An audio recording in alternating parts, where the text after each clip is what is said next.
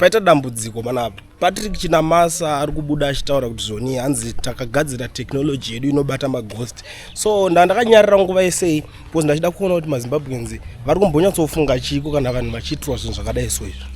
I was so disappointed kuona vamwe vanhu vachiombera vakagara vachimuteerera zvinhu zvaanga achitaura izvozvo. It's nonsense. Usati waomberera zvinhu zvisina basa munhu achitaura, tanga kufunga kuti alright wagadzira chinhu chako ichocho chekuti maghost wati chitechnology chauri kutaura ichocho chiri kuempower vana vangani, chiri kucreate employment kusvika papi, kwete kuita zvinhu zvekungoti imimi ndimi muri kungobenefita. Zvine basa rechiko zvokuti ndine maghost. Vamwe vari kuinventa mota, vamwe vari kuita zvinhu zvetechnology inobenefita nyika, busy kutsvaga zvemaghost account zvekuita sei. Ene maghost account acho ekuti hanzi nekuti vanhu vari kutuka Mnangagwa, that's it. Chete ndozvingori mubrain dzake. Inini ndisandataura hangu zvekuzonzi maghost account is, I know a lot of things in terms of this technology. Totoziva zvinhu zvakatowandisa, takatonyarira zvedu. Maybe anenge afunga kuti any rally yese ari kuita vanhu vese veZANU-PF vanenge ndingena vakapusa ndo zvine zvavanongobelieve. That's what they believe. Kuti haiwa munhu wese weZANU akapusa, tongomuudza zvatiri kuda isusu zobva vati believe. Mbochiona kupi kuti technology chakadaro ichocho chekuti ndingena ichocho. Makatadza mukutadza kuziva kana kuti geza chaya ari kupi. Ingaona ane social media, ingoenda yaka munomutrace pari kana chichishanda technology chacho. Nai kufunga kuti nigirikini yese anenge achifunga kuti arikutaura nemadhara ekuvillage ekudharadhara. Anyway, iyo inyaya yavo iyo handina basa nayo. Inini my problem is with this guy ndezvekuti iye kana ari kutaura zvinhu zvake zvaakutaura zviri zveserious, garai naye pasi mumubvunze kuti mwana wake iye ari kuitei. Mutarisa vana vake vatone life itori bho kudhara, havamboswere vachiitirwa zvimanhikirini zvekupenga izvo zvokuti hei tazogadzira technology chakati, ende pavaifaita for vana vavo vakatokwanisa kuwaniswa maopportunities. Imimi venyu vana ndo vanongosara vakungoudzwa kuti haiwa kune technology inodai so. And I was even disappointed kuona vamwe mayouth vakaunganidzwa nana Machakaire nana John Paradzo tichitungamira vana ava chete, your excellency. Hakuna kana demonstration inoitika tichitutiresu tinotungamira vana vari muno mavo. Saka vana ava vari muno mavo ndo vanoita sei? Apa pakati pemazuva vanhu vanomhanya kunoatenda nemuwando wakadaro. Zvinongoreva kuti hakuna kana ari kushanda. Bosi kana uchienda basa murungu wako hambozvitolerete kuti ndoda kuenda kumeeting yeNigirine ZANU-PF, vanokudza kuti fuck off. Chibva waenda unogara ikoko. Chii chakadaro ichocho. Ndo vanhu vanenge vachida kuningina motoombera maoko kuombera maoko kuita sei. Ndiona vamwe vanoti hanzi tinongwavha. Haisi chingwavha tina pressure. What is kungwavha imimi kwamuri kutaura imimi? Zvinonzi kungwavha chii? Muri right here vanhu imimi chazvizvo ndinozozvitarisa imimi. Makakwana here muri right here imimi. Because ndo zvimwe zvinhu zvendiri ndichida kutonyatsoziva tisati taenda kure kuti imimi wacho muri vanhu vakakwana here.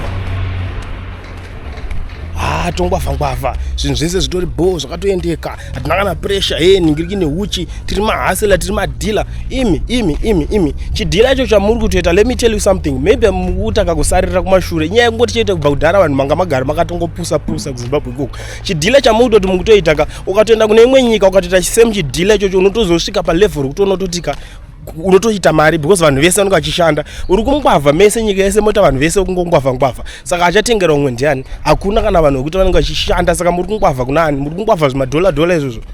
Utoona life yakadaro itori right iyo. Tongwavha. Ime taurai naye Nigirikini Chinamasa kuti aiwa mudhara timbotiitira mushewo. Ndokugadzira economy yacho izvo. Ndozvamukudedzera kuti munhu asvike 2030 muchigadzira kuti agadzira technology kutoombera maoko kana hanzi tagadzira technology yekubata maghost. Ghost chimbori chiko kuti tibate vanhu tisunge. Imi zviriko here izvozvo? Tabata technology zvine basa rechii? Zviri alright mese makaombera maoko mimi. Ghost racho rakanzi rabatwa zvinounza hupfumba mako here izvo? Ghost racho rakanzi rabatwa iwo mwedzi wapera uchinzi uda kubhadhara rent. Landlord anoteerera nyaya yekuti muchibata maghost. takuda nyaya dziri nane so dzekuti right tavhura imwe industry apa iko zvinezvi tainventa technology yekuti takugadzira zvakadai zviri kupinza mari totoita technology yekuti Africa yese yakutoya yachitenga that technology kwamuri zvobva zvaenderera kumberi. Munotatasa vamwe vanototi tavhura chakati tainventa mota dzakadai so China tatodai so umwe akatobuda takainventa masola ndozvinhu zvatoda kunzwa tane technology yeku waste maresources enyika chaiko chaiko. Matogara pasi vanhu ivavo votobvunzwa kuti ndipa nguva yenyu maishanda kana kuti mamuri kubasa mamuchiite mamwe vaivhura makambani vachishandira nyika vachigadzira nyika maite kuti taigadzira matechnology ekubata maghost account zvine basa rechii next generation inobenefita chiko pazvimaningirikini izvo zvekupenga chofanira kutovharwa mari yakatowestwa iyo ndokunonzi kutambisa mari manje ikoko kuri kutoitwa ikoko.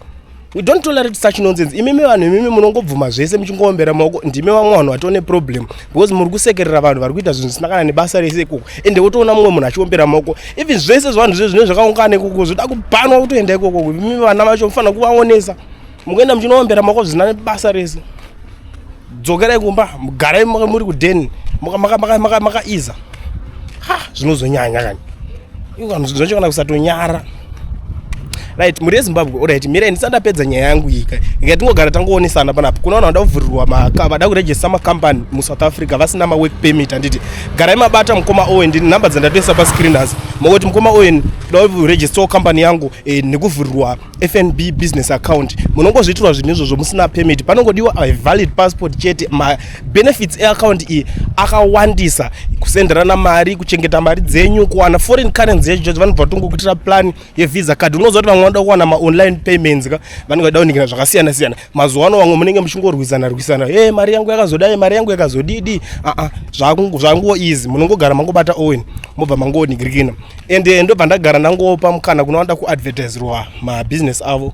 Garai mandibata namba dzangu handima kudziziva togara tangoningirikina ndiri top advertiser zvokuti ndinozombopopota izvo but tinoadvertisa business rako kusvika rakubooster wakunyatsotora mari chezvo. Saka gara wangondibata inini handiri munhu wekuti handina nungo.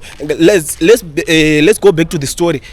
Uyo zvamuri kufunga naye uyo mudhara uyu munongoonesana moudzana ipapapa tikuya zvedu kujongweko muchatoona mwe musi changoti pfe pajongwe house paZANU-PF haikwa paramizopinda chiningiri chemuZimbabwe ichocho tongopinda hazvima buildings muZimbabwe changopinda pfe uri busy kutaura kuti hey magosi ndombonyatso kuvhunza chazvo moteta lucky zvenyu kuti munozoti inini hamutondibvumidze kupinda last time ndakambotirai kuda kupinda apo pendakamboya muZimbabwe mutozviziva zvenyu ndonyatso kubvunza kuti majournalist twechinherera twamunoendesa ikoko tichibvunza nyaya yavanhu tichitya. Ndoona kana umwe munhu achibvunza saka yo excellence chinchi iwe gara pasi unyatsotarisa munhu kumeso unyatsomubvunza mubvunzo kwete zvaya zvekuti munotara muti mubvunzo kuti muchibvunza munhu muchimutenderera mautanga kungosekerera zvisina nebasa rese kana kuti munhu anoti munonobvunza obva ati handisi kuziva mata vanotambira pai havana manhingiri nebhora munyepera kunhingirira muchirohwa nemusoro hapana munhu asingazive zvinhu zvinoitika muZimbabwe maima mune muchinyeba. Saka ngadzinge Minister of Sports kana asiri kusvitsa shoko ikoko kuti maground akavharwa ndozvimwe zvezvinhu zvese zvinoda kuti zvigarirwe pasi zvitaurwe zviongororwe izvozvo. Alright, ndiri kudzoka.